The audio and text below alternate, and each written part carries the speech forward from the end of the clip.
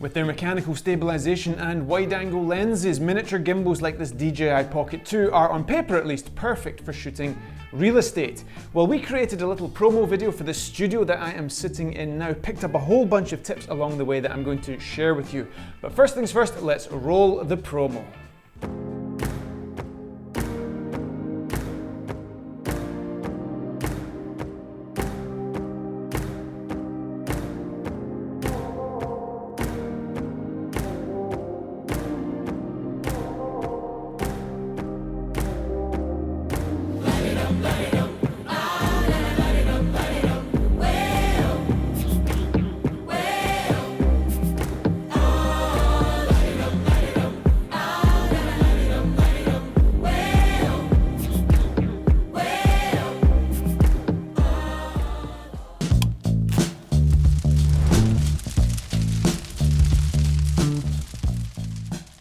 Today's video is brought to you by Epidemic Sound, our source of music and sound effects. Check the link below for a 30-day free trial.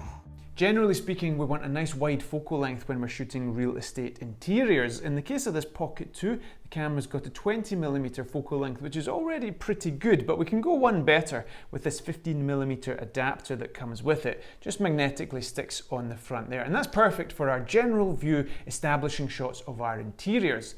The stabilization on miniature gimbals is very good, but because they're so small, they are a little bit prone to micro jitters within your movements. So one way to deal with that is to shoot in higher frame rates, like 50 frames per second or 60 frames per second, slow them down in post to your real-time frame rate of 24 or 25 frames per second, and that does a good job of just smoothing things out. Just remember though that you're going to be slowing things down by about 50%, so just move your gimbal a little bit faster to take account of that. We'll talk about the high contrast, high dynamic range of shooting real estate interiors in a minute and how to cope with that. But in terms of camera settings, in theory you want to shoot on a setting that gives you the maximum dynamic range. So that normally is some kind of log profile. In the case of this Pocket 2, we get a D-Cine-like profile. Now I have to say this D-Cine-like profile has been very, very disappointing for me. I don't think it adds any benefit whatsoever when it comes to retaining detail in your shadows and midtones that you can play with in post and help deal with bright blown out windows. As I say, we'll talk about all of that in a minute. So I would say, for simplicity, shoot on a picture profile that's closest to the end result that you are trying to achieve. In this case, normal profile mode. These are tiny sensor cameras, much like smartphones that you can sometimes get the option of shooting on a log profile. We haven't found those profiles to ever generate any benefit whatsoever when it comes to increasing the dynamic range of the camera. It's camera specific, but for the purposes of this Pocket 2, I'd strongly recommend you stay away from D-Cine-like and use the normal picture profile.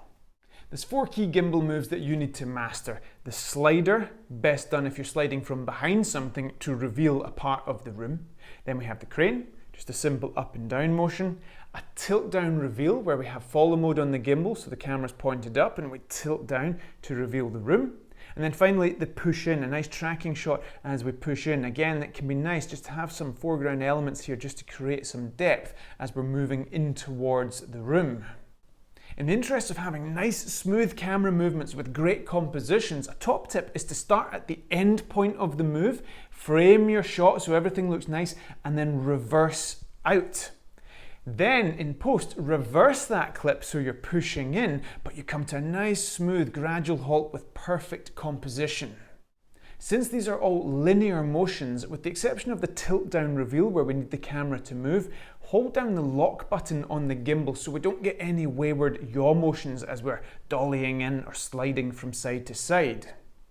Given that the goal here is to impart information to the audience and not necessarily dazzle them with your creativity, more often than not we're going to shoot from about chest height, somewhere between your waist and your chin, let's say. It depends how tall you are, but that works well for the wide angle lens. Keeps all your lines straight and just gives a nice sense of proportion and balance as you're moving your camera through the room. Keep the shots short and deliberate. We can take a lot of information in a short amount of time. No one's going to pay you to just walk around an apartment for 2 minutes and then deliver one unedited continuous clip. Now certainly doing a real estate video is not as creative as doing a music video or a promotional piece for a sportswear company or something like that, but we can still use our creative storytelling capabilities to enhance the quality of our work. One of the things we did in our little video was to try and add some depth. We're looking for things that we can shoot through or even take advantage of the small size of this little gimbal by passing it through the arms of a chair to reveal the computer that's on the desk. More basic ways of doing this are just to make sure you come in nicely through doorways or something like that, just to give some kind of three-dimensionality to your shot.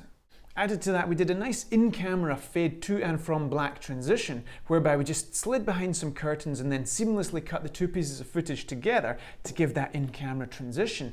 Very basic. You might not even notice it when you're watching the video, but you will subconsciously tell that that is a quality piece of work compared with something that doesn't have any of these creative elements in it. One of the hardest things about shooting real estate interiors is dealing with the extremely bright exterior that you see through the window and the darker interior. You have a tremendously contrasty image, and ideally, especially if the exterior is quite nice, you want to see both that, what's outside the window, and what's inside. It's tough on a little sensor camera like this DJI Pocket 2. If you have a fantastic professional camera, you can work and try and really expand the dynamic range of the camera by using a log profile that genuinely adds value. We don't have that here. You can also try and game it by waiting until sunset so it's not so bright outside. You can switch the lights on in the room if they're worth switching on and if they do anything at all. That of course depends on what kind of room you are in. You can try and time it to make sure the sun is not streaming through the window. Use an app so you can see the path of the sun, make sure the sun is back there and not coming through those windows. If you really have the time and inclination, you can take a massive LED light with you and shine it and try and illuminate the room to try and compete with the brightness that we're seeing outside the window. I tried all of those things with this Pocket 2 and the reality is none of them make any difference. I was actually a little bit disappointed, if I'm honest, with the picture quality of the Pocket 2. There's no dynamic range captured there whatsoever, no possibility of recovering shadow and mid-tone detail in post, so forget about it. And this is based on expectations of other DJI products where I think it does better than this camera, even at this kind of price point. So anyway, in terms of how we work with that, well, we have a couple of options. First of all, keep in mind that there's only any point in showing what's outside a window if it looks nice. If you're looking straight into a fire escape, then we don't care what's outside that window. Let that window blow out. No one's going to miss that vista. The next option is just to shoot in a way where we don't see those windows. Stand with your back to the window, looking into the room. We'll get nice balanced exposures because the light is behind us and the room will look great. Now, unfortunately, in reality, we're not going to be able to do a real estate shoot without showing windows, more often than not anyway. So with the case of a small sensor camera like this Pocket 2, we just have to embrace the silhouette. Expose for the outside, silhouette what's inside, and that's exactly what we did in our promotional piece, and it looked fantastic. Those shadows were nice and crushed because they were dark. You didn't see all the noise dancing about in there, and we had a nice exposure of what was outside the windows. Once I realized that balancing the exposure inside and outside was simply not an option with this camera, it was very, very liberating. It's simple. You either expose for the outside or you expose for the inside, and the result looked great. It looked super stylish, and I definitely recommend you just take that view as well. White balance must be fixed. We don't want to see any temperature shifts in the middle of our shots, and we also want to fix our exposure with a fixed shutter speed and fixed ISO. We don't want to see exposure changes as we move from brighter to darker parts of the image. 99% of the time, that looks amateurish. I personally wouldn't get too caught up in trying to adhere to the 180-degree rule by using ND filters to give you motion blur the eye is accustomed to seeing when watching cinematic footage. First of all, there's not really much motion in your real estate interior shots, so there's not really much motion to blur. Second of all, light is normally not going to be in abundant supply, and as a consequence, your shutter speed will probably already be down as low as you can get away with, anyway, without the use of ND filters. You have the option of autofocus continuous or autofocus single. Continuous autofocus will get you by most of the time, but there is a risk that the focus will hunt, especially if you have some foreground elements to create depth in your shot. I'd probably recommend you use autofocus single. Just remember to tap on that screen. The autofocus will pick focus, but the focus will remain locked thereafter for the duration of the shot. This is very useful, as I say, if you have foreground elements with which you're trying to create depth in your shot and you don't want your focus to hunt. Finally, don't forget to take some photos while you're at it. You can take nice raw photos with this Pocket 2, and trust me, editing those photos is a dream compared with editing the video footage, especially when it comes to shadow and mid-tone recovery. Great fun, and you get these nice big wide-angle views of the room. So that's my 2 cents on how to get the best possible results when shooting real estate interiors with the likes of this Pocket 2 miniature gimbal. I love the challenge of getting the very best possible result from any given piece of gear, especially when it has inherent limitations like small sensor cameras do.